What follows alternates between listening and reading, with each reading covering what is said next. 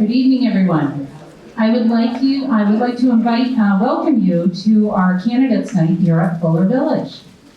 We want to welcome our invited candidates as well as all of our Fuller Village residents. Before we begin, I want to make sure all of our cell phones are silenced. So thank you for that. We've invited candidates from certain townwide offices. We'd like to thank Select Board, Planning Board, School Committee, Parks Commission, and Town Moderator candidates for being here this evening. Select Board candidate Paul Hogan could not attend. He is at his daughter's wedding, but he will have a representative in the back, as well as Sean Fahey also could not attend due to a family commitment, but we'll have a representative also in the back at the end of the evening, and they have materials on the table as well. There could be other candidates here this evening from Board of Health, Housing Authority, Board of Assessors, that might be in the back to meet people afterwards and have materials. I would like to do a special thanks to our moderator this evening, Bob Lash.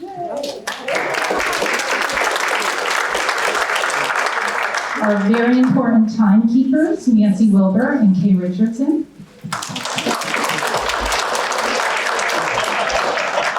I'd like to also thank Tom and Eileen Sharkey for their event coordination,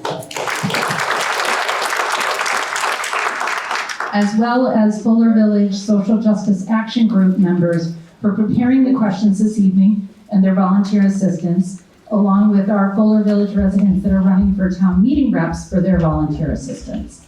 We're also pleased to have the Milton Access Television here to record this evening. So thank you all for coming out to support your local candidates.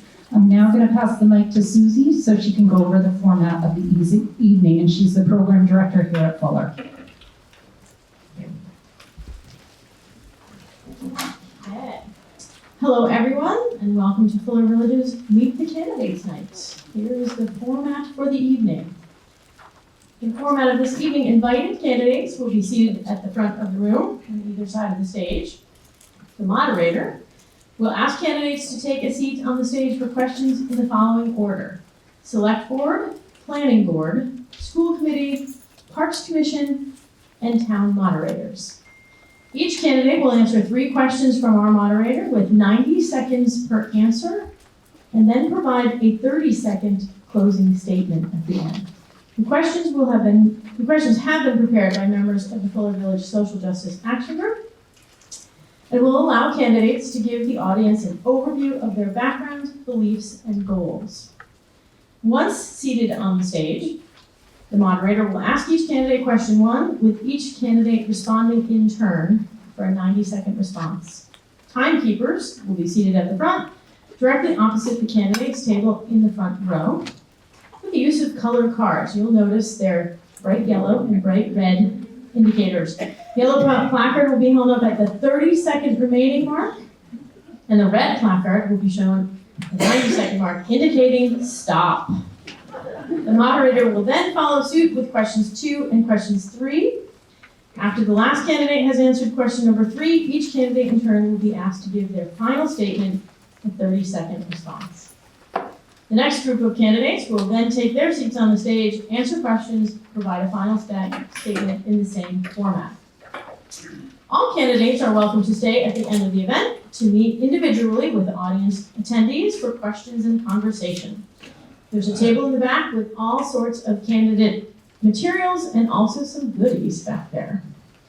Before our moderator begins, he will invite Fuller Village resident audience attendees running for town meeting rep. They will be invited to stand and introduce themselves to the audience by our moderator, and are also welcome to meet individually with resident attendees at the end of the event. We understand that there may be other candidates running for Housing Authority, Board of Health, Board of Assessors. They may be here this evening. They're also welcome to have their materials on the back tables and meet individually with audience members at the end. Lastly, while the topic of Milton fiscal year 2026 override ballot question is not on the agenda for the evening, we did want to share with audience attendees that the Town of Milton website has a specific page that shares a detailed summary of the town's fiscal year 2026 budget process and implications if the override is approved or not approved. The handout this evening has the website page information, and that you can find on the back table. We are now ready to have Bob Lash, moderator for this evening, begin and have the select board of candidates take a seat. Thank you very much.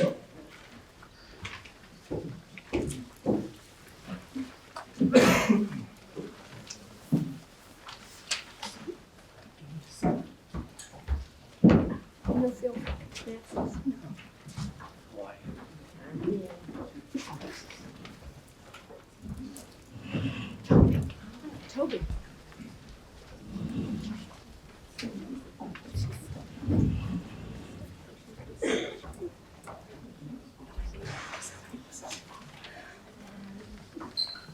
Okay, thank you very much.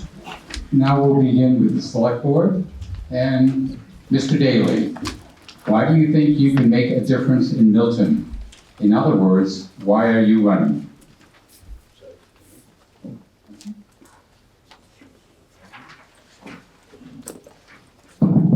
Hello? All right. Thank you. So why am I running? I'm running first because I love this town of Milton. I'm an immigrant to this country. I came here from Jamaica when I was 10 years old. I lived in Boston most of my life and never envisioned that I would live in a town such as this.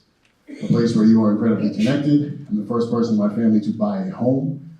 And I feel that I am now called to serve. I believe heavily in community. I believe in giving back. And I also believe in leadership. And I believe that the leadership in Milton is in need of renewed energy. And I hope to bring that energy here to Milton. From the time that I came here, my daughter went to Tucker Elementary. She's now at the high school as a junior. And from the moment she stepped into the classroom, I became embedded in Milton. Working in Tucker, and doing math enrichment, being a part of the site council. I'm now a Parks and Rec Commissioner and have been for the past 3 years. I'm also a town meeting member. And so I believe when you live somewhere, and you believe in this place that you live, that you serve and you provide and you give back to those and everyone around you. And that is why I run. Thank you, Mr. Daly. And now Ms. Haggerty, I'll ask you the same question. Why do you think you can make a difference in Milton? In other words, why are you running? Thanks, Bob. Hi, everyone. I'm Megan Haggerty, and I'm a candidate for Select Board. I'm running because I love Milton. Ever since I was young, I grew up in Dorchester.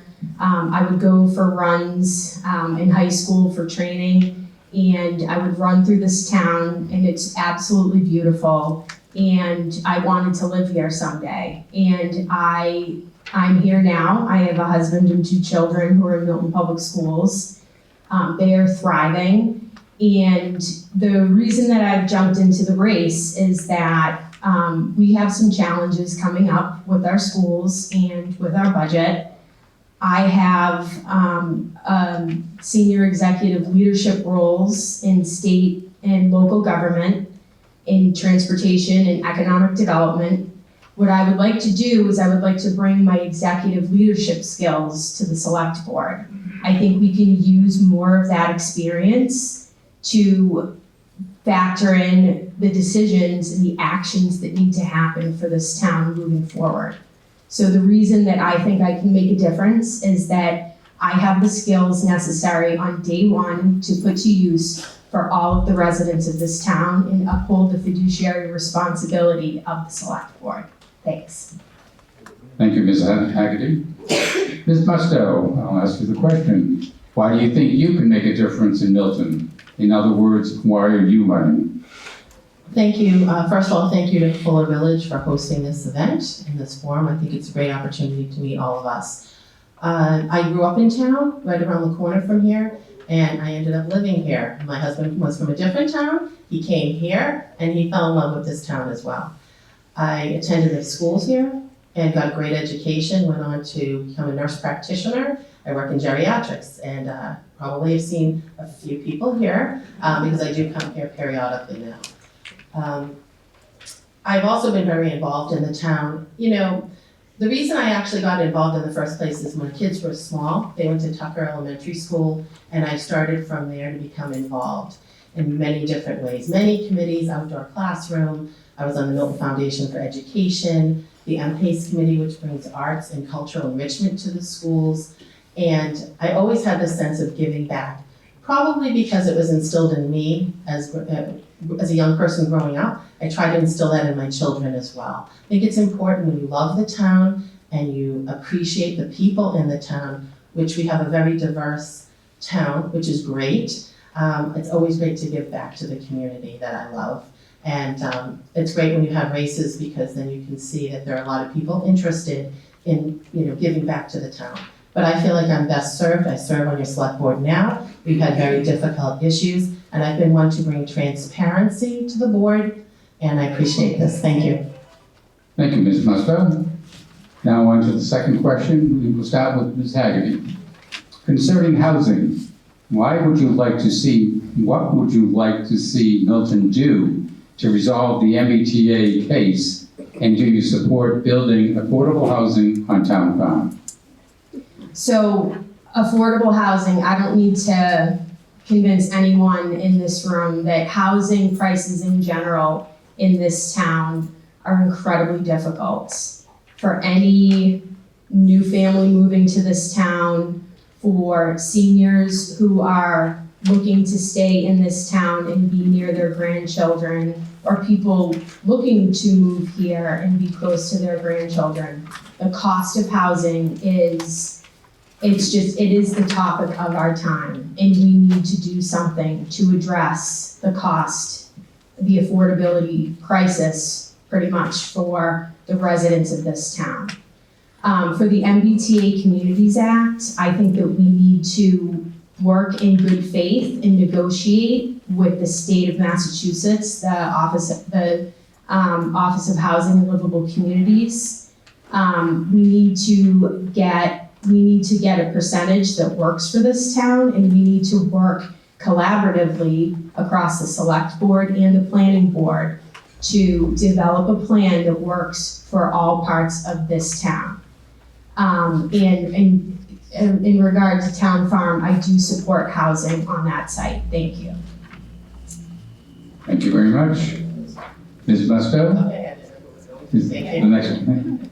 On this question concerning housing, what would you like to see Milton do to resolve the MBTA case, and do you support building affordable housing on town farm? Thank you for the question. As far as affordable housing, yes, I do believe that we need affordable housing in town. As far as the MBTA Communities Act, we're trying to work with the state. We're trying to negotiate to a fair and equitable, reasonable conclusion to this. I think that in terms of housing, that we need more affordability, which unfortunately I don't believe is in that decision. But we could use more affordability for all people, more variety. I think that we have to work hard. We've come to the table and told the state we would work with them. So I would hope that the state would work with us on this to find a happy medium, something that gets us some affordable housing, and some housing and affordable preferably, but doesn't change the town in a way that becomes a city. And I think that's really important. And as far as the town farm, I sit as a Governor Stoughton trustee under the Town Farm Study Committee, and we're looking at all options for town farm. We have 2 proposals that are for affordable housing. The committee charge is expanded to look at all possibilities, and perhaps there could be a combination of things that could be used. It is for the poor of Milton, that site, and we have to work within those constraints as well. And in fact, we're having a forum coming up next week. Thank you. Thank you very much, Ms. Musto. And Mr. Daly, concerning housing, what would you like to see Milton do to resolve the MBTA case, and do you support building affordable housing on town farm? Thank you. With the MBTA case, I would like to see Milton come to the state in good faith. I believe the town has spoken and we sued the state, and that result has left us nowhere better than where we started. I think the state has shown recently with the Middleborough case that if we are able to present our plan in a timely fashion, that we can continue to discuss what is unique about Milton and why we need special dispensations. We can talk about the Blue Hills, we can talk about our restrictions in land, and we can also talk about our proximity to Boston, and then work with the state to say perhaps Milton should get some of those dispensations similar to what other towns have had. I think also in terms of affordability, we need to really look at our affordability percentages. Because we are under in affordability, we currently have 40Bs that are going up without local control. Our ability to negotiate with the state is hindered because we have not come to them in good faith. I would hope that in the future, Milton can say to the state, here we are in compliance, and here are the things that we further need from the state. We need the trolley to be fixed. I live on Capon and Elliott, right next to the trolley. I understand the times that right now the trolley is not working appropriately. I understand right now that there's stops along the trolley that have not been repaired, and that's for a variety of reasons. And for us to come to the state and say this needs to be fixed so that we may be in compliance, we must first come to them in good faith. I do support building on town farm, but I think that needs to be done with local control. We need a variety of housing. None of us want just condos. None of us want just 5-story buildings that are going up. We want things that look like what Milton is now. We want things that maintain the look and feel that we all desire. Thank you, Mr. Daly. And now Ms. Musto, on question number 3, concerning the budget, are you in favor of an override for next year's budget? And how can you increase the tax base to avoid a shortfall in the future? Thank you for the question. As you all know, there is an override ballot question for $9.5 million. I think that, we listened to what the schools had to say, and, it's an unfortunate situation. We don't want kids to suffer. We want to make sure that they get a great education, and some of the cuts would have been very detrimental. We also have some town departments that would have cuts. So that was the decision why we put the override on the ballot. And that's April 29th, as everybody knows. And the second half of the question, please? The second half of the question is, how can you increase the tax base to avoid a shortfall in the future? So we have an economic development plan that's in the works. And I think that smart development in the town, bringing some good businesses into the town will help. And I think with that, we also have to be strategic and look at parking, because some of our areas that currently have some development, we have some parking challenges. So I think that we have to also, whatever we do with bringing in more business, we have to couple that with looking at parking. Thank you very much, Ms. Musto. Now, Mr. Daly, concerning the budget, are you in favor of an override for next year's budget? And how can you increase the tax base to avoid a shortfall in the future? I probably want to increase it. I hope it's all of us together that increase the tax base. But I will say yes, I'm fully in support of the override this year. I understand how scary the number of $9.5 million is. My personal belief is that the schools are the single biggest and most important driver for our quality of life here in Milton.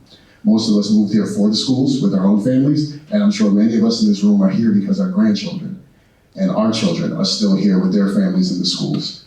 I want us to think about what a town looks like when the schools are underfunded and teachers are being let go. I don't think that's the space that any of us would like to live in. I do also, in the same vein, understand that we need to talk to our schools about fiscal responsibility, expenditures, finding spaces where we can be much more efficient in the way that we spend our tax dollars and the way that we run our schools. It is absolutely necessary. And the second part of the question, please. And how would you increase the tax base? Increasing the tax base, I think all of this goes in together with us talking about MBTA communities, and us talking about building homes, and also how do we responsibly bring in commercial and businesses. Where are they placed? But also that may not happen in the next 2 to 3 years when we're doing our licensing and our planning. So our ideas are first talking about our spending and our fiscal responsibility and what do our schools need, and then secondarily, how do we bring businesses in, and businesses that drive, businesses that thrive, not just businesses that intentionally just take up a space. We want those businesses that will be here for the long run and also become the fabric of Milton. Thank you very much. Ms. Haggerty, concerning the budget, are you in favor of an override for next year's budget, and how can you increase the tax base to avoid a shortfall in the future? So I'm in favor of an override. I think that regardless of whether this override passes, we're in for a tough 5 years concerning the budget, because we have a level service override, which only factors in this year's needs. It doesn't factor in what's coming in terms of inflation and additional costs that we're gonna have in the future years. So this is really the reason that I'm concerned and I'm running. I think this is the biggest issue that we have as a town. And as a member of the select board, I would want to bring an executive leadership approach to solving this problem, which includes both finding innovative ways to create more non-residential tax revenue, while also working with the departments to find ways to contain costs. And I know that that's difficult because many of our departments are already working pretty leanly.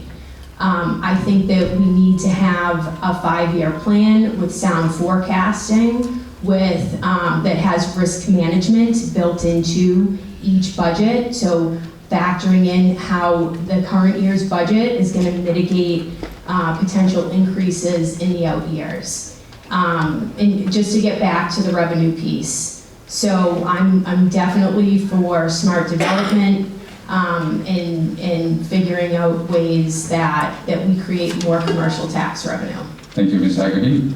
Now we'll ask each candidate for their 30-second closing statement, starting off with Mr. Daly.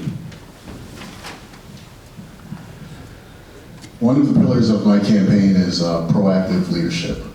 And that is, I believe, when you are elected to these boards and folks go to the polls, they enact in you a certain level of trust. They ask for us to go out and lead, to be the face of not only Milton, but its residents. And that our leaders are out there truly representing and setting a mission and vision for the town. I will say that I do not feel that as a resident, nor as a town meeting member, that I've seen that in the past 3 or 4 years. Milton has been a joy for me and my family. It has been an absolute boon for us. And I want Milton to continue to be that. For Milton to have its doors open, to have opportunity and prosperity for all. Thank you, Mr. Daly. Ms. Haggerty, your closing statement. I'm running for select board because I believe that this town deserves good leaders, people who have real experience managing the types of budgets that we have here. I believe that you deserve transparency and honesty and people who act. I have the experience necessary to roll up my sleeves on day one and deliver for the residents of this town. You're all my neighbors and friends, and I hope that I can get your vote for April 29th. Thank you. Thank you, Ms. Haggerty. Ms. Musto, and your 30-second closing statement. Thank you. I have been serving in the capacity of your select board for the past 3 years. It's been an honor and a privilege to serve each one of you, and I would like to continue working for all of you and for this town. I have the experience, I have the integrity, I have the trust of people, and I have the transparency in terms of trying to bring more transparency so that you will understand what we are deciding on. These are tough issues that we have to decide on, and it's going to take all of us working together. Thank you, Ms. Musto. Thank you very much, candidates.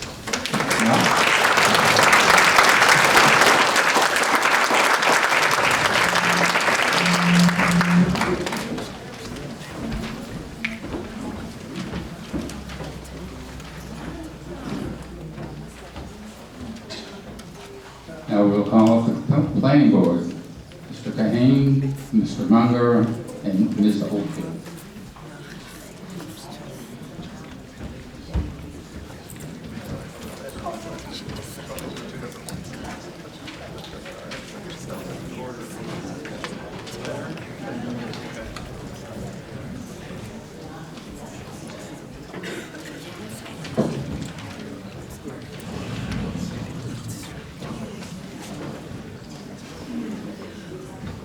As I did with the select board, I will be rotating the sequence of the questions to each one of the candidates.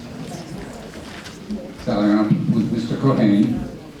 What qualifies you to be a member of the planning board, and what do you want to do with this work? Hello, everyone.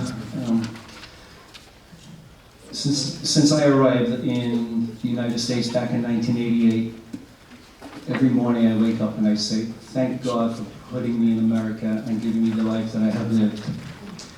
I started a company back in 1989, and today it's still a very successful company in the real estate development business. My experience in being in that position has led me to planning boards all over Massachusetts over the last 34 years. And I think that experience is something that I can really work with on the planning board here in Milton. Currently we have too many vacancies on different committees. We have no building commissioner, we have no planning board director, we're soon to have no school superintendent, and we have no town engineer. This is all my experience. Nobody wants to work in Milton because there's too much controversy with all of these boards. I think with my experience, my knowledge, my know-how in dealing with the state, in dealing with municipalities, and in dealing with boards in general, I think I'll bring some peace to all of these boards and unity, so that we can make Milton someplace that we're proud of again. Thank you very much, Mr. Cohen. And Mr. Munger, I'll ask you the question. What qualifies you to be a member of the planning board, and why do you want to do this work? Thank you all for having us here tonight. This is a wonderful space you all have. My name is Hal Munger. I am an architect. I worked at a firm in the city for about 20 years, and I've worked in numerous neighborhoods across Boston and Cambridge, from historic preservations in Back Bay to master planning, design, and construction, and also in Brighton with the New Balance headquarters. And in each situation is unique, but I found that the best outcomes, both for the neighborhood and for the owners, are collaborative efforts that are working together with developers, with owners, with neighborhoods, and working mutually to have the best outcome for all. I'll give you an example. We worked on a project over the highway at Mass Ave and Boylston Street in downtown, and the first proposal was a very large building. We met with the neighbors, they pushed back on us and said this is too much. So we came back to the drawing board, thought creatively, and were able to provide over a half an acre of open space to the community. Now there's open plaza that's activated with activities, and you can actually go up in a landscape area and see the sun setting.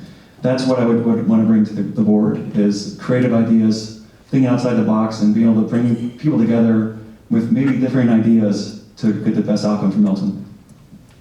Thank you, Mr. Munger. And Ms. Oldfield, what qualifies you to be a member of the planning board, and why do you want to do this work? Thank you all for having us. My name is Maggie Oldfield. I live in Precinct 5 on Hillside Street, and I'm running for re-election for planning board and as your rep for town meeting. So even though I'm in front of people all the time, I just want to admit I'm terrified of public speaking, so please take some care with me. So I run a local business here, Thayer Nursery. My father started it 60 years ago. My brother and I are now running it. And I am honored to be able to have our business here in town. As a long-standing business owner here in Milton, I have developed a deep understanding of the balance between economic development, neighborhood involvement, and environmental sustainability. My experience in managing a local business has provided me with the unique experience of sitting on the planning board. I have sat on both ends of the table as an applicant for my business and applying for a special permit, as well as a planning board member for the past 3 years. I understand the importance of small businesses, and I'm proud that ours is a second generation business. Possibly it could be a third, fingers crossed. But I thank you for your support. Thank you, Ms. Oldfield. Now, for the second question, Mr. Munger. Now that the Mass Court has said the MBTA law is legal and enforceable, should Milton continue to fight the court's decision? I live in East Milton. I know the challenges that we face every day with traffic and cut through. So I feel the pain every day I drop my kids off at school or I wait for them at the bus. I think that while well-intentioned in MBTA law, we need more affordable housing. We need more housing in Milton. We need more housing in the state. But I do think that parts of the plan were unfair and overburdened in East Milton, and I'm glad that we're reevaluating that. I think that the town should continue to fight for the best outcome, and at the same time, the planning board needs to come up with a plan that's compliant with the law. I think that we need to step forward. We need to do our part, and by showing good faith to the state, they will start to work with us. We've said no to a lot of things in town recently, and it's time to start saying yes to some things. We don't have to say yes to everything, but there's somewhere in between. And the current path that the planning board is on right now with exploring a third option is just not going to fly. And I think that we're going to end up losing local control. The state will appoint a special master, and we'll have no say in what happens in our town. And that's something I'm running for to prevent. Thank you. Thank you, Mr. Munger. Ms. Oldfield, now that the Mass Court has said that the MBTA law is legal and enforceable, should Milton continue to fight the court's decision? So, in my opinion, I don't think Milton is continuing to fight the court's decision. From day one, I've been an advocate and supporter of the statute that was passed by our legislators. I believe in housing. I do have 2 children. My daughter is 24 and she's currently a French teacher at Cunningham. My son is a senior at Mass Maritime, and I would love for them to be able to return to the town in which they were raised. One of the problems I personally had with the MBTA communities was not enough affordable housing. There was no requirement for any affordable housing. I have been advocating for an increase of affordable housing. The guidelines only allow a max of 10%, and I don't think that's enough. We do have a different state law, the 40B law, which requires every town to have 10%, and we will never be able to get to that unless we have our MBTA housing provide for more than 10%. I am relying on our state representatives to work in good faith with the state, but I also expect the state to work in good faith with us. The planning board is currently looking at all different options. Thank you, Ms. Oldfield. Mr. Cohen, now that the Mass Court has said that the MBTA law is legal and enforceable, should Milton continue to fight the court's decision? No. I think we should go ahead and adhere to the plan that they asked us to.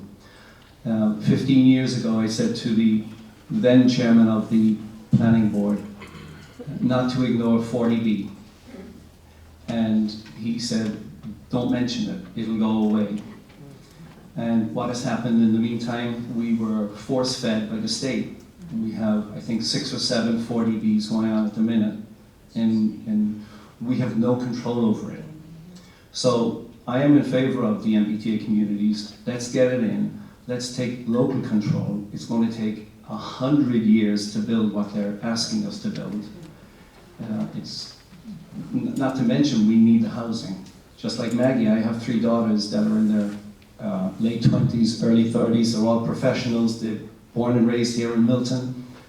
They can't come back to Milton. There's no housing for them. We have almost 10,000 homes in Milton, and today there's 28 on the market. 28 homes on the market for all of our children and for your children and grandchildren. It's not enough. We need housing. This is something that we can do easily. If we don't do it, we will be force-fed it by the state, and we'll have zero control, just like 40Bs. Thank you very much. Now, Ms. Oldfield, question number 3. What is your view as to how to increase the affordable housing in Milton?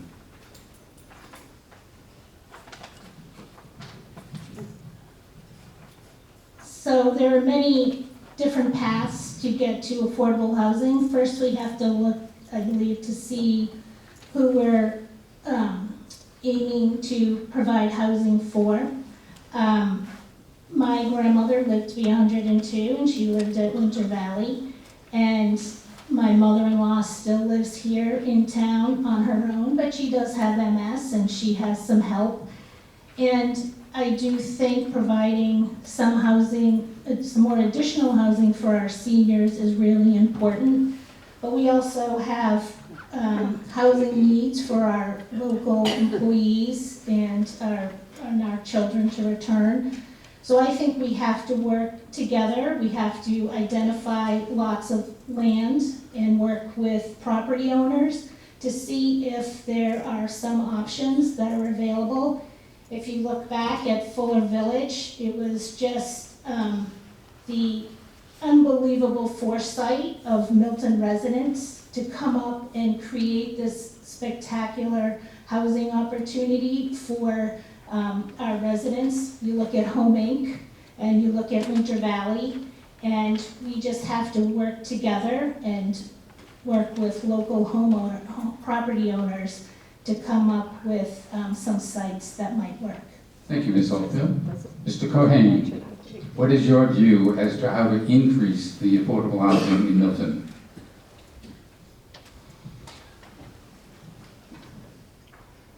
We have some land in Milton that is, could be perfect for affordable housing, or at least the majority of it affordable housing. And namely the town farm. That is in town ownership, that is governed by the select board. And it is for the so-called poor of Milton. Those are not my words, that's Governor Stoughton's words. I think it's a perfect opportunity to put some affordable housing in there. You have the schools close by, you have transportation close by. Another site would be, and I'm not sure if anybody has approached the owners of Extra Space Storage down in the Lower Mills, down in Milton Village. That is a complete wasted opportunity. We have all this storage down there when we could put perhaps a couple of 100 units on it. And you have everything, you have every amenity down there. I'm not sure if anybody has the capability of approaching the owners of Extra Storage. It's a public company, I know that, and they have plenty of money, but there are ways to get your hands on that. My experience is not in getting land like that, but it is in approaching people and negotiating in good faith for the town. I think there's a lot of land out there. I would also increase the affordability for any developers coming to town to 20% from 10%. Thank you, Mr. Brang. And Mr. Munger, what is your view as to how to increase affordable housing in Milton? I think we need to be creative in town. I think that we need to, as a planning board, work to create a vision for the future rather than just looking to the past. I think that we, as a planning board, we need to start to create zoning that actually incentivizes and allows for individuals and businesses that are currently invested in Milton and want to stay in Milton to want to be here. And that we need to provide zoning to be able to have them build. I've spoken with many people that are invested in Milton, and they're worried because they think that there's too much red tape and too many roadblocks put up in front of them to be able to stay in the town that they love. And I think as a planning board, we need to streamline the permitting process so that they don't have to come back 5 and 6 times and spend money and coming back in front of the board to be able to open a business. I think we can support businesses. I think we can support developers that want to build affordable housing in town. And I think that as a board, we need to provide the ways and means to get to that point so we don't have outside developers coming in and building 40Bs. I live over in East Milton, and you might have seen that the demolition started on the 40B project over there by the Fruit Center. And that's going to forever change that area of Milton. And I wish that we could have had the foresight to work with the businesses there to have a better outcome than is currently happening there. Thank you. Thank you, Mr. Munger. And now we'll have closing statements from each one of the candidates, starting off with Mr. Cohen.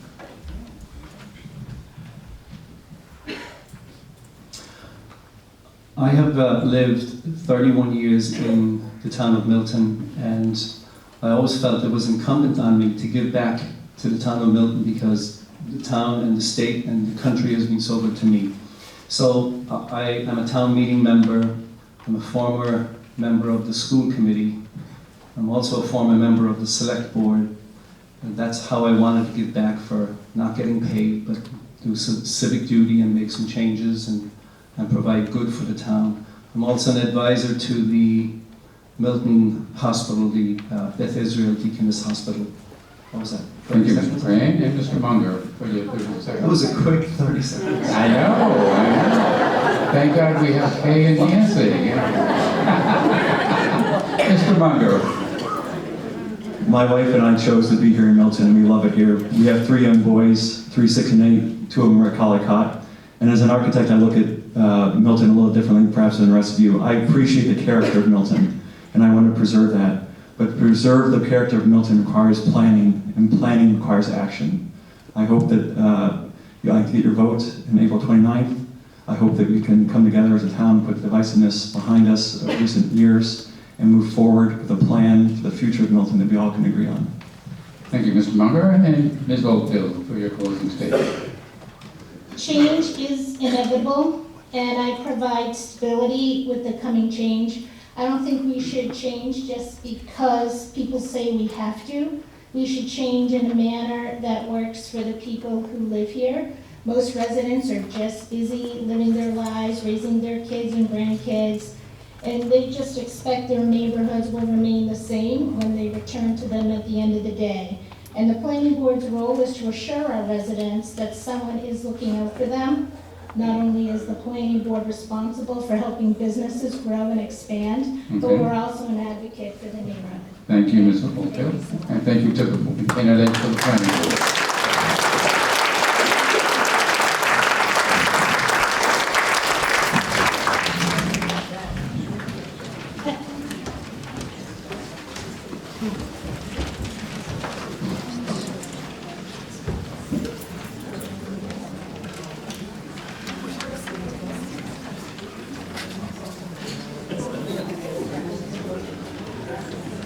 And we'll ask the candidates for the school committee, please come to the stage.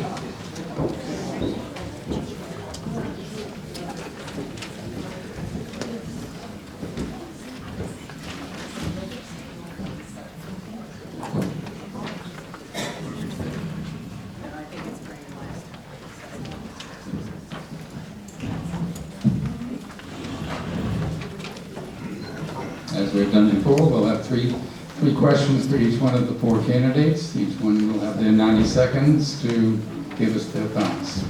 Starting off with Ms. Caldwell.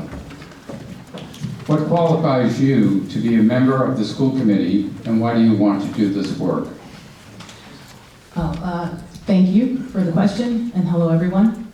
I'm running for the school committee because I want to ensure that every student in our district has access to a good education. And I want to help all the students in our district develop into thoughtful and compassionate individuals. In other words, good people. To do that, we need to both address the current critical issues that our town is facing, the budget, override, and the transition of the superintendent, while also keeping our focus on the long-term vision and goal of our district, which is our educational community, our strong public schools. All kids in our district deserve an opportunity to access top-tier resources and tools, and to be supported by us as a community as whole individuals. So to you, I bring a variety of skills and traits in service of that goal. I am the mother of a middle school student. I'm a product of a public school education myself, and I have experience working within complex organizations and with complex systems, which the Milton Public School District is. And so those skills are directly transferable. Thank you, Ms. Caldwell. Mr. Hutto, I'll ask you the question. What qualifies you to be a member of the school committee, and why do you want to do this work? Thank you. I'm Nathan Hutto. I'm running for school committee. And there's 2 reasons I'm doing this.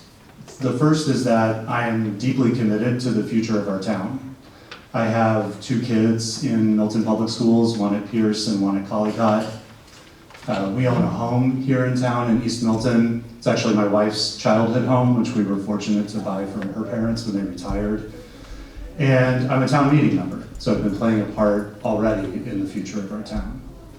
And second, our school district is facing a number of challenges, as I'm sure many of you know. Financial challenges, superintendent vacancy, space constraints, and it's April 2025, and we are facing challenges as a school district that most school districts face over the course of a decade. And we can look at those as insurmountable obstacles, but I also think that there's a goldmine of opportunity in there. So that was what brought me into the race. The school committee is responsible for 3 things: policy, budget, and hiring the superintendent and their deputies. I have spent years as a chief operating officer and chief human resources officer in large, complex organizations, every day making challenging decisions about how to deploy resources to meet our goals. And I want to bring that professional experience to the school committee so that we can help Milton Public Schools meet our goals. Thank you. Thank you, Mr. Hutton. Mr. O'Neill, what qualifies you to be a member of the school committee, and why do you want to do this work? Thank you for that question, and thank you for hosting this great event, Fuller Village. My name is Dan O'Neill, and this is the 3rd time that I'm running for the school committee in a row, okay? Professionally, I've spent over 29 years as a government auditor, investigating fraud, waste, and abuse with the Massachusetts Office of the Inspector General. I've investigated and audited school departments, 40B developers, school construction projects. I've been the lead investigator in returning tens of millions of dollars back to the Commonwealth and back to cities and towns as well. I have the unique auditing skill set that this current school board does not have. They primarily consist of nonprofit professionals and people in the educational field. I'm not an educator, but I do teach CCD at St. Elizabeth's Parish. You need a person like me on this board, whether or not you're for the override, because without the budgeting experience we have, that this current school committee has, you get in a lot of trouble very quickly. So I thank you for looking at my candidacy. Thank you. Thank you, Mr. O'Neill. And Anna Varghese. Thank you. My name is Anna Varghese. I am a current member of the school committee, and I am so grateful to be here tonight in front of all of you. It's actually my first time at Fuller Village, so I am very grateful for this honor. I have had the honor of serving the last 3 years. I moved to Milton in 2007. I live here with my husband and my 2 daughters, Rachel and Isabel, 13 and 14, so I'm a mom of teenagers. I'm an immigrant from India. I came to America with my mom at the age of 9. I lost her a few months later to a car accident. She came here for better education for me, and her anniversary is coming up on April 29th. And I felt that it was a little symbolic that maybe I should run again. I was dragging my feet for a bit, as we all know, town government and service to the town is a huge commitment. But, I had a very hard time leaving because I just felt like there was so much instability right now.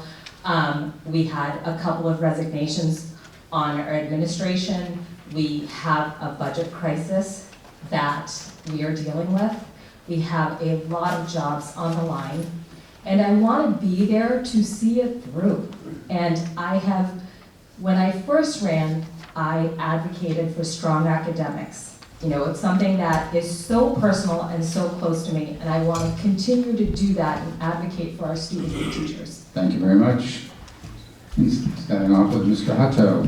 Besides the question of the override, what are the 2 or 3 most significant issues facing the school committee in the year ahead, and what would you do about each? Thank you for the question. So at the top of that list, other than the override, is a superintendent search. The current superintendent is leaving at the end of this school year. We do have an interim superintendent potentially selected, but we will need to spend the next year looking for another superintendent to serve Milton in the long term. It is hard to find a superintendent. It's a competitive market out there, and although you asked me about things other than the override, I will say that if the override does not pass, it will become even more challenging for us to find a superintendent. There are 3 things I'm looking for in a superintendent. One is experience working in Massachusetts, ideally in a town like Milton. We're complicated. Second, a superintendent with deep financial expertise who can understand and bring experience deploying human and financial resources to meet academic goals.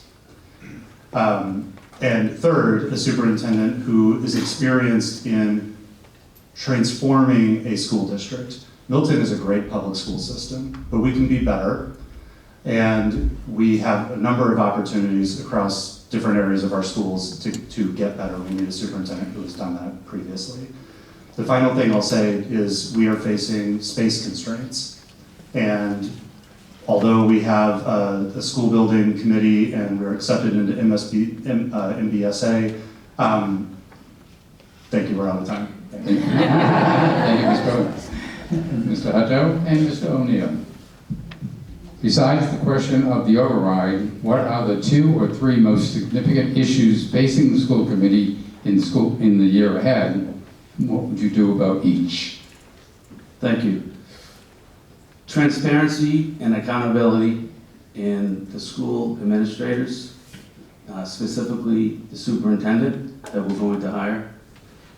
Pleased to see that the school board moved to offer a position to John Phelan as superintendent, as interim superintendent. I'd like to work with that, his staff, and getting to the bottom of where the taxpayers' monies go, line by line, expense by expense. There are approximately 100 budget accounts in the school budget, but they're only, the line item is only a salary figure or other. That's unacceptable. You don't know what you're actually spending your money on. You have to drill down on those figures in order to forecast, in order to make your quarterly budget, quarterly numbers work with what was actually forecasted. And the second issue that's facing the school district is accountability. Nobody wants to take responsibility for the potential, well, this $5.7 million override that the school has incurred, and the town has to deal with it now. That's unacceptable. As I said, people have to be, to take responsibility for their actions, and that is not what has happened here. Thank you, Mr. O'Neill. Ms. Varghese, beside this question of the override, what are the 2 or 3 most significant issues facing the school committee in the year ahead, and what would you do about each? Well, as you know, this is my last year. My term ends technically in a couple of weeks. And I was hoping, oh, okay, sorry, let me start over. Can I start over? Yeah. No? Okay, sorry, I'll be fast. I was hoping to finish my last year and cruise off into the sunset, but things happened, right? So things happen all the time, unexpected. And that is something that school committee members have to be prepared for and to be able to pivot. So yesterday, unanimously, our committee appointed an interim superintendent who I think will be a phenomenal leader for our district. He has proven track record. He is committed to Milton. He's been here. He knows. And I plan to, if elected, work with him on setting us up for the future. You know, last time we had this, and we had to hire a new superintendent, we hurried up and went through the process, but doing it with an interim is the right approach. And this way we can take our time to interview and get a person that is will be able to lead the district for the next several years. The other thing that we are going to deal with is as I mentioned earlier, we're in a financial crisis. We have issues that we have to deal with. And immediately, we made sure that our budget process has become transparent. We've cross-posted our meetings, they're recorded now so that we have created more checks and balances. So we will continue to refine our process throughout this year to win your trust back. Thank you, Ms. Varghese. And Ms. Coughlin. Besides the question of the override, what are the 2 or 3 most significant issues facing the school committee in the year ahead, and what would you do about each? So I'm going to shock everyone by saying that the superintendent search is one of the big issues facing our district. For me, the superintendent search is an opportunity to, find someone who believes in transparency, someone who believes in accountability, someone who will collaborate with all the stakeholders, and someone who values academic excellence. The other 2 areas that are important to me, the curriculum. We are talking about academic excellence, we're talking about the status of our school system, and we're behind on some of our curriculum, especially the ELA curriculum, right? We've been supplementing that, and we've been designated as our textbooks are not up to standards. And that is something that is doing a disservice to our students and to our town.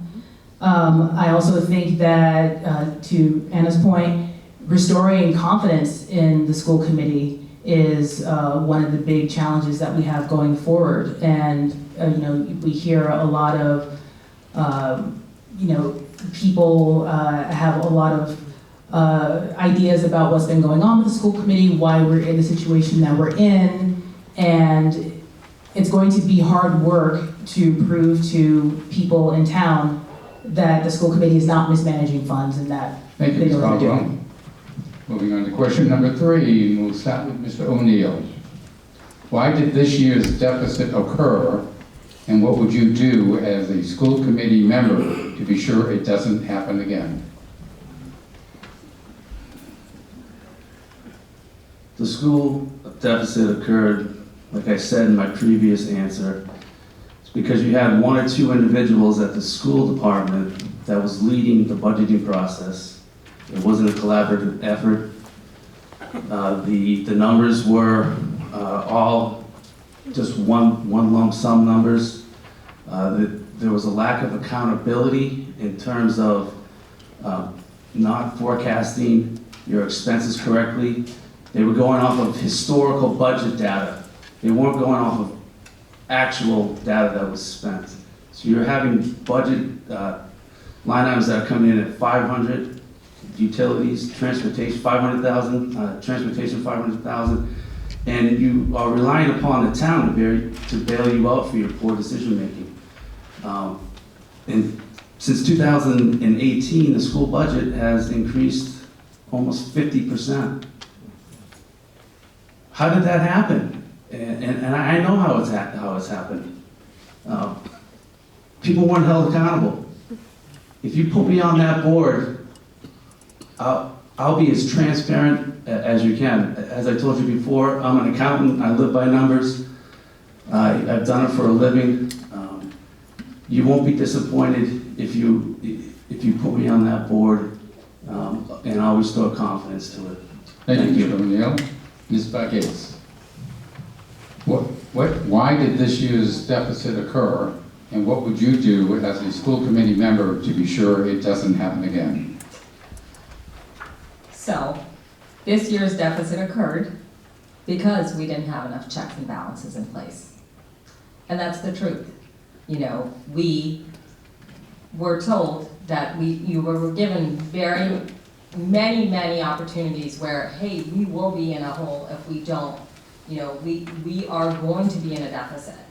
And unfortunately, when we don't have enough checks and balances in the board to kind of say, hey, let's try to create more transparency, and let's say, how can like, how can we make sure that we are addressing this? How can we look at this and say, if someone on the committee says, hey, listen, I'm concerned that we're going to be in a deficit, let's make that our priority, you know? And we didn't really do that.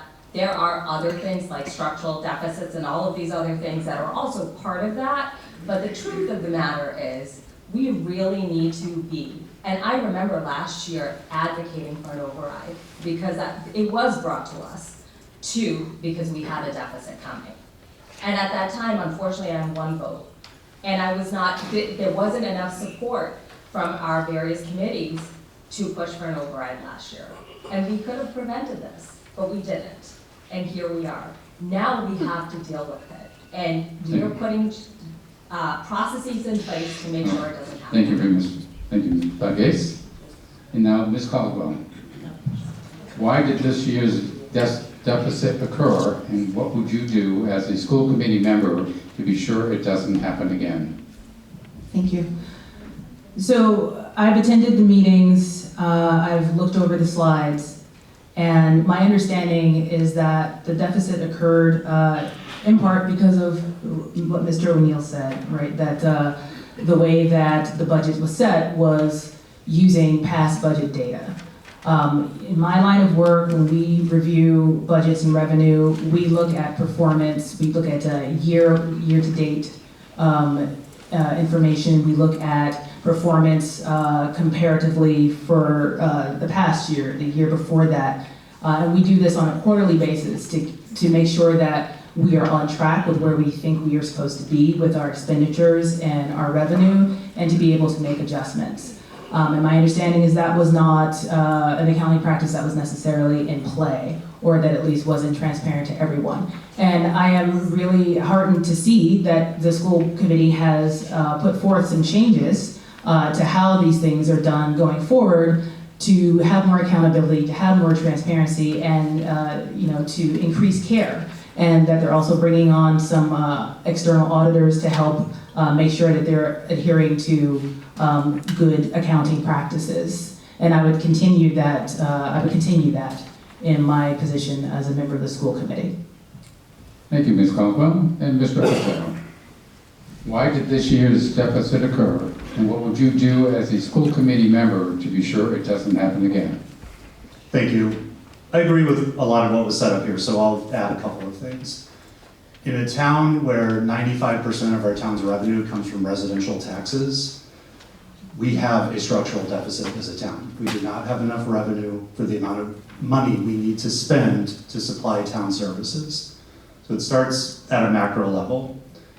This deficit happened this year because of the systems failure.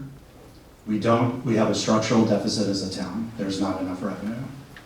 The school committee and district leadership were not sufficiently overseeing expenses, as everyone up here said.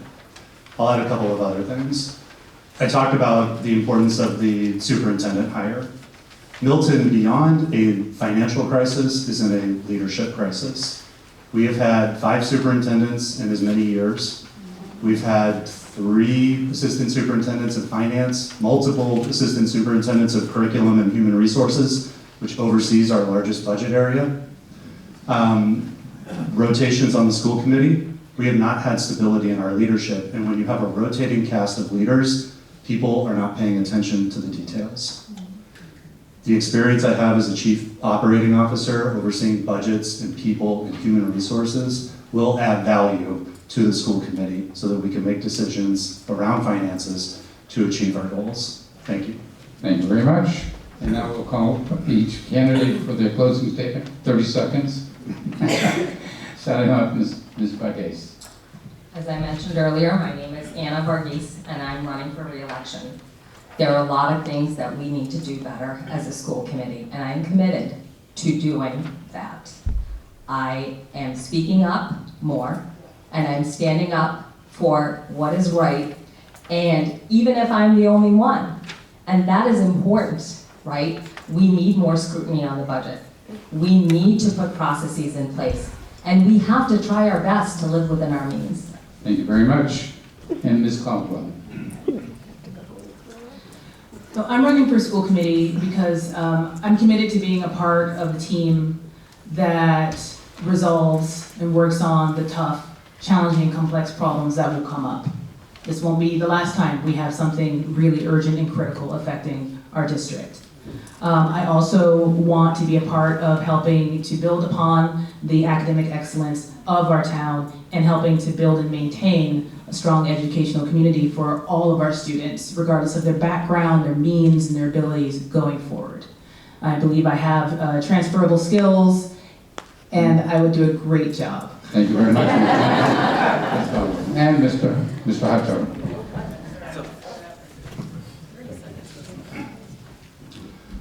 I've been walking my kids to school every day for 12 years and walk my daughter to Collicott every morning. And every morning she bounds down the steps, smile on her face, can't wait to get to school every morning. That's because she goes to a school that she loves and she goes to a school that loves her back.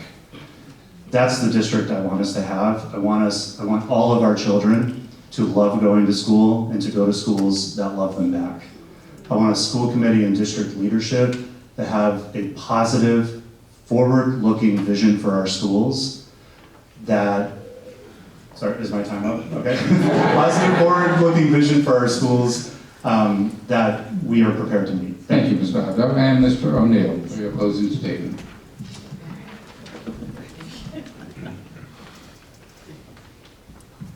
Thank you. Dawn, my wife, and I moved to Milton primarily for the schools.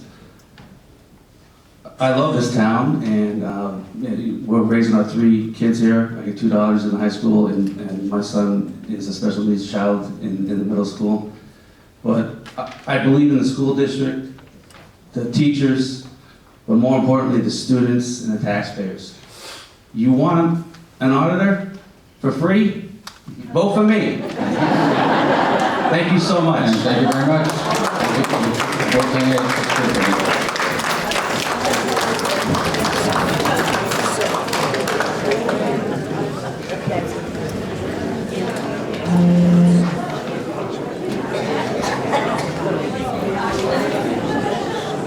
Now we have the park commissioner.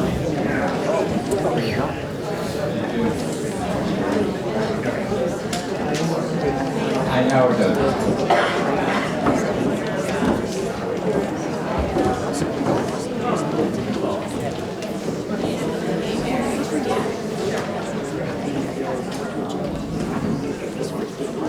Maybe next year we can have them go 45 seconds. I don't know. That gets pretty wordy. No.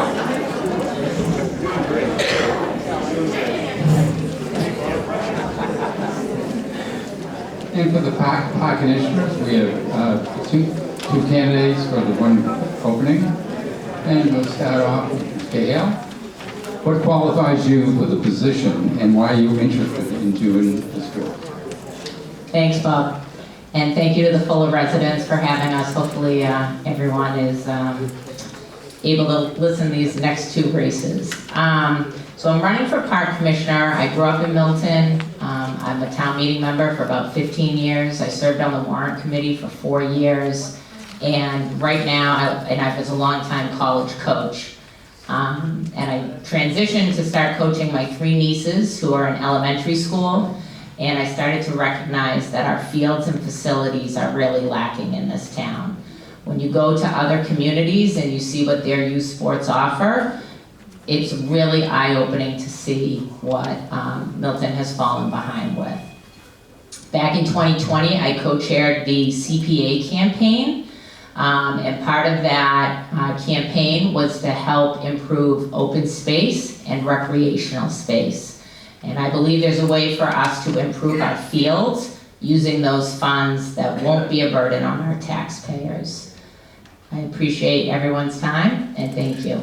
Thank you very much. And Ms. Fierben? Fierben, sorry. What qualifies you for the position and why are you interested in doing this work?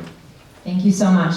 And thank you to all of you who came out here tonight to come listen to me, Mary Fierben, on why I'm running for Parks Commissioner. I want to start by saying that I am a very committed volunteer in Milton, and I really, truly believe in community relationships. I feel best suited for this role because of my experience in youth programming and recreational programming. My current role as president of Milton Youth Football and Cheer, I feel gives me that experience and leadership. I believe many of you might have had children that participated in the NYFC program and was Wildcat back in the day, and you could potentially very well now have grandchildren playing in our youth development league. It is an honor to serve in that role, and I do partner with Parks and Rec, and I do think they do a phenomenal job season after season maintaining our fields, but it is important to make sure we are looking forward, and I am on those fields every day. I have 3 children. My husband and myself moved here to Milton almost 20 years ago, and I have 3 children that participate in our recreational programming here in town, so I'm very familiar with all of the activities that Milton has to offer. My children will be the first to tell you, I can't stop telling them, Milton is such a beautiful place and we are so lucky to live here. They hear it every time we're on a bike ride. I remind them, oh, I'm done. Thank you very much. Ms. Fairbairn. And we'll move on to question number 2, and you will lead off, Ms. Fairbairn, for the second question. What are the 2 top issues the department has to deal with in the year ahead, and what are your plans to deal with them? Thank you. I will reiterate that I do think our Parks and Rec department does a great job, season after season, maintaining the fields to the best of their ability with a very limited budget. But I will say that the top priority currently for that department is the turf project at Lower Guile Field, which is the lowest field at Milton High School. I have been a very big advocate for that field, speaking publicly about it for several years now.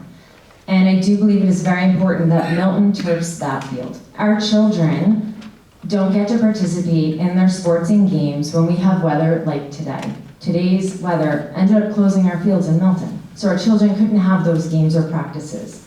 By no fault of our department, it is time that that field gets turfed. Our children will be able to participate in those games. It will save our town money. We won't have the additional grass cutting that is required to maintain that field, the watering that is required to maintain that field. And you will truthfully enjoy watching your grandchildren out on that turf field participating in Milton Youth Football and Cheer and all the other wonderful programs that our town offers our families. Thank you. Thank you very much. And Ms. Cahill, what are the 2 top issues the department has to deal with in the year ahead, and what are your plans to deal with them? Thank you, Bob. So I think Mary and I both agree that that Lower Guile field should be turfed. As I stated, I believe our field conditions need to be improved. I agree with Mary that that is no fault of our Park and Rec department. They have very limited funds, but I think there's ways that we can be creative about improving those fields. I also think that we need to offer more programming for kids who are not drawn to traditional sports. One of my nieces, is not an athletic, sports are not her thing. We're very lucky that our library offers so much programming for kids inside, but we need to start looking at programming outside and get the kids off the iPads. And I also want to just speak to accessibility. So my dad, his favorite thing during the week is going to see his grandkids play, whether it's softball, field hockey, hockey. That is what he looks forward to all week long, is the games. And right now, I think we need to make sure that we have better accessibility for his generation, for our aging parents, so that they can come watch games. When he walks across Andrews Field, holding his lawn chair and his cup of coffee on unstable grounds, it always makes me nervous. And I think that's something that we need to look at. Also having access to bathrooms, okay? These are things that we need to be proactively planning in our community so that our Park and Recs serve everyone. Thank you very much. And moving on to question number 3. Is the department meeting the needs of all the citizens of Milton? And if not, what would you change? How would you change that, Ms. Cahill?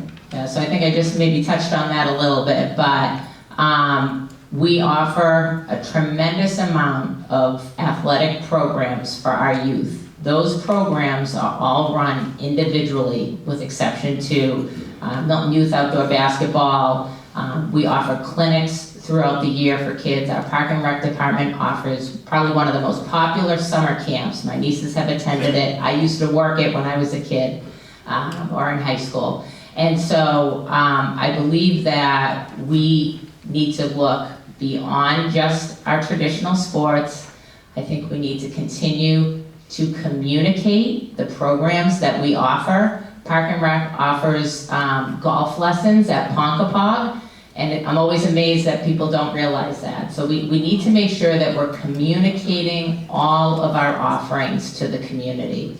And, you know, again, the accessibility, okay, that falls in line with communication.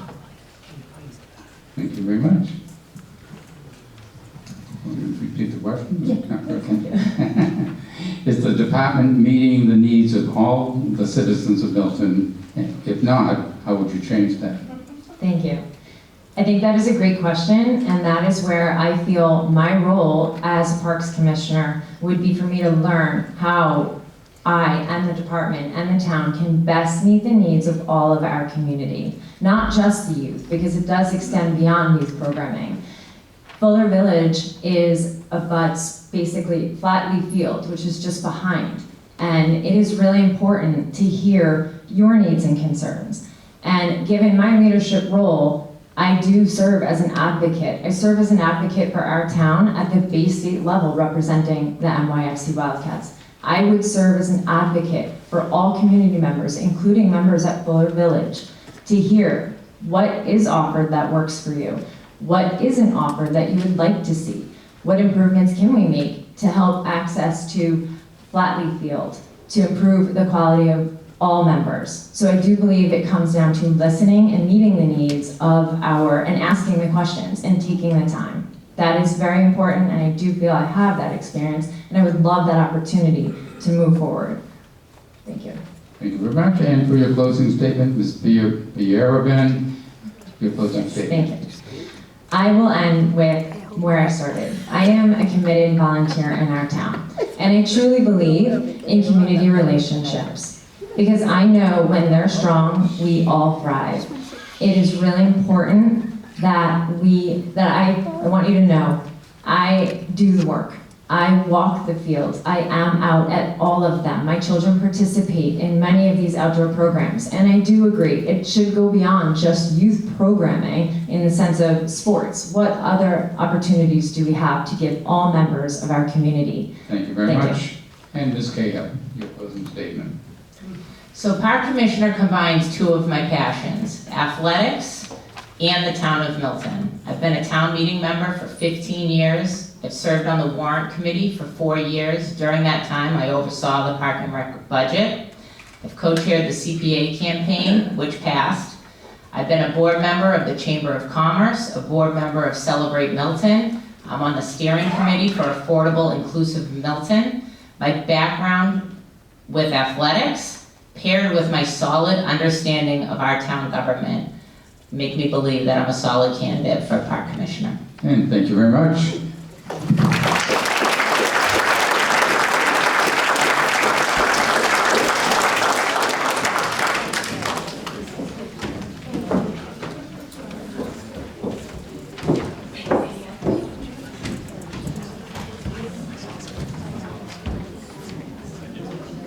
And now we have the two candidates for town moderator, and we have one opening for that position.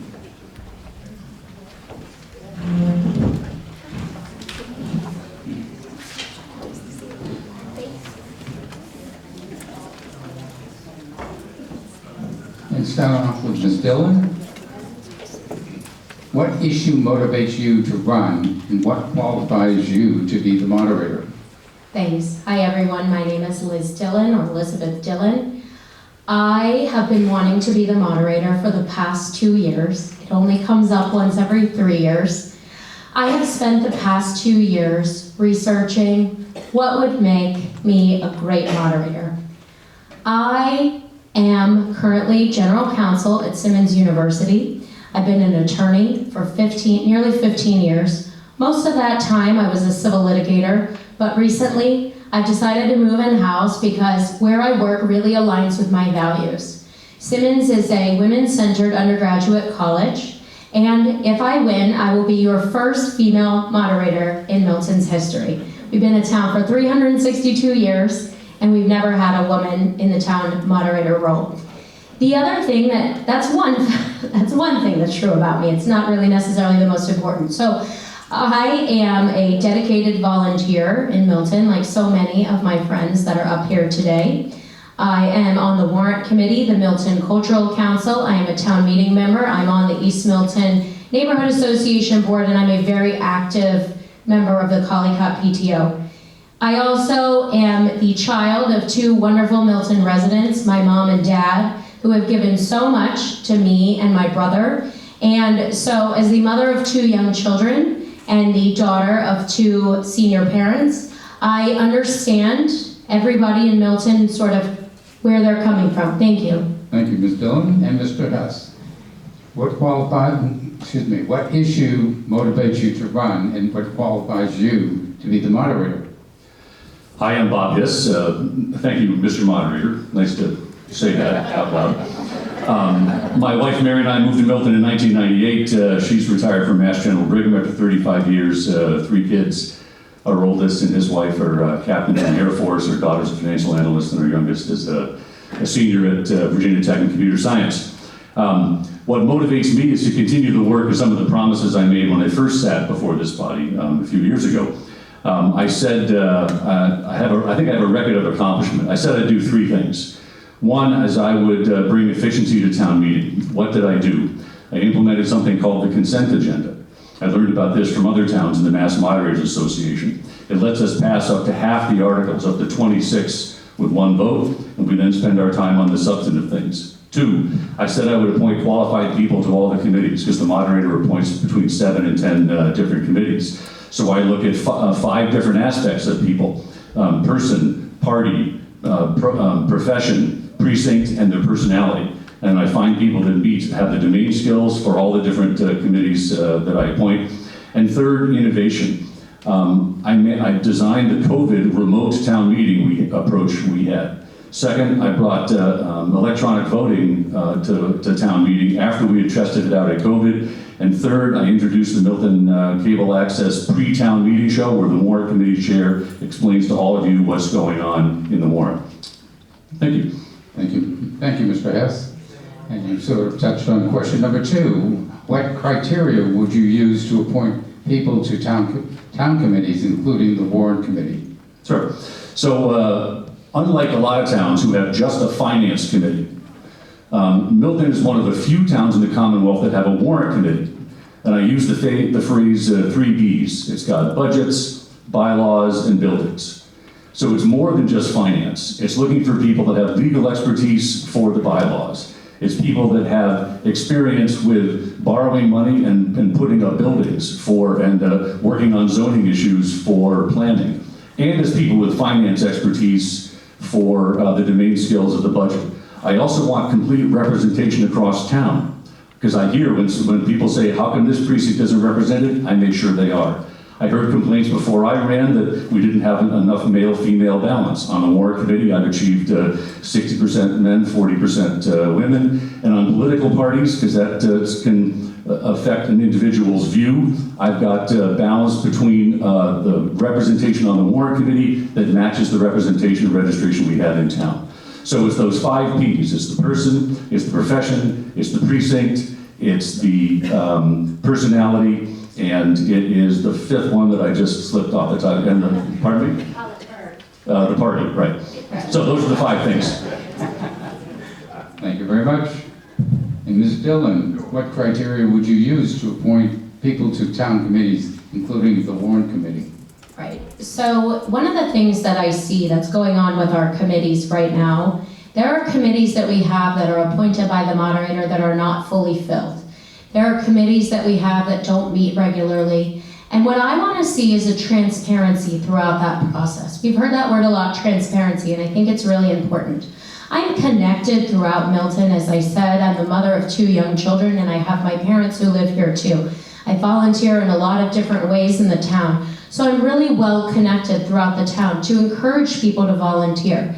I think, though, that the process needs to be more transparent. I want to see people's applications online. I want to have criteria that are listed, and I want to see why people are chosen and why people are not chosen.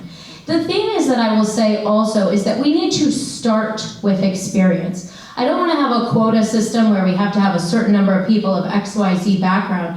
I think that when you lead with the experience that the people have, Milton is so talented. I mean, look at all the people that are here. Milton is so talented and amazing that I think when you start with the experience, you can also have that diversity, but making sure that people have the knowledge that's relevant to the positions that they're serving, and that also will produce real work product back to the town so that you can see what all the committees are doing. I want to see auditors, maybe not Dan because he might be busy, but auditors on the audit committee. I want to see people with financial experience on the warrant committee, etc. Thank you. Thank you, Ms. Dillon. And leading off with the third question, Ms. Dillon, how would you keep the discussion moving along and not become redundant? Thank you. So I've tried to get my parents to run for town meeting for a while now, and I hear, so my mom is, so if you know anybody in precinct 8, but the thing that I hear is that it goes too late, that it's too long, and I think part of the problem is that you need someone who's in touch and can tap into what are sort of the political issues. So for those of you that were at town meeting or that you watched it, you may have seen that there was a lot of debate on the floor. There were zoning articles that were being discussed on the floor, red line versions, competing red line versions, very hard to follow, back and forth, through no fault of the planning board or anyone else. But the issue is that when you're tapped in and you are very connected to different members of the community, you can figure out what might be an issue and resolve it. As a good example of that, we had the Milton Arts Center and whether or not we should have alcohol in town buildings. Currently, on Tuesday, the select board is going to discuss that, and I believe that concessions will be made and negotiations will happen. If we in the warrant committee had had an opportunity to hear from the Board of Health beforehand, I think that we could have moved that whole discussion along and not had it happen on the floor of town meeting, but rather had the moderator work with different factions to be able to negotiate that in advance. And as an attorney for the past 15 years, a huge amount of what I do, not just litigating, but also negotiations, mediations, etc. Thank you. Thank you, Ms. Dillon. And Mr. Hess, how would you keep the discussion moving along and not become redundant? I've taken a light rein approach to town meeting because unlike an open town meeting where every citizen can speak, in a representative town meeting, each person elected actually speaks for 70 different citizens. And so if they're doing their job, they're not just giving their point of view, they're trying to represent the nuances of 70 different people from their precinct. So in that regard, I think they have a right to go get up and speak. And further, our bylaws actually permit up to 10 minutes per individual speaker. Now I encourage them to go more quickly, but by bylaw they have that right. In terms of some of the points of how do you prevent the surprises on the floor, it's a delicate balance. I ask for citizens and members to give me their amendments in advance, and most times they do. But they're not absolutely required to, either by our bylaws or by town meeting time. And in one case, this last town meeting, I got planning board items with on the Monday night of town meeting. And there were a lot of them, and so I had to go through them that day and decide what was in scope and out of scope. And it's because a member had been out of town, they just came back in, they came up with these items, and you had to have the flexibility to deal with it on the floor. So I connected them to the planning board actually contacted the member, and they worked it out as quickly as we could. So the moderator has to be able to flex when surprises come, and that's one of the things I believe I've been able to demonstrate I can do. Thank you, Mr. Hess. And for your closing statement, starting with Mr. Hess. As I mentioned, accomplishment, I said I would do 3 things before. Here's the 3 things I want to do now. 1, town meeting's getting a little rambunctious. I think I have to tighten the reins a little bit. 2, generative AI technology is going to transform all the knowledge workers in the world. I think it could benefit our warrant committee and all of our committees by summarizing minutes, doing research, making their jobs more efficient. And 3, there are 2 bills before the House of Representatives and the Senate that are going to permit a hybrid town meeting for the representative town meetings. With my background, I can design a system to manage that. Thank you very much. And Ms. Dillon. Thanks. So I said, and again, my name is Liz Dillon, and thank you all so much. I know it's getting a little bit late, but I said that I left my higher paying litigation job to live my values at my work, and I live my values every day. I spend a lot of time volunteering for this town, and after a recent campaign, I said to my son Randall, who's 7 now, I said, Randall, does it bother you that sometimes that mommy is off at these meetings? And he said, no, mommy, I know that you're doing it because you want to make a better town for me and Nene, which is what he calls his sister. And I want to make a better town for every single one of you. So I ask for your vote on April 29th. Again, Liz Dillon, thank you. Thank you very much.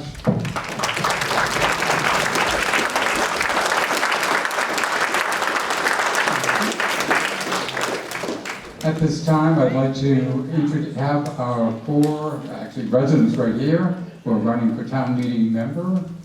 Toby Felton, Stephanie Janey, Jean Braun, and Eileen Mullane. Please stand up and be recognized.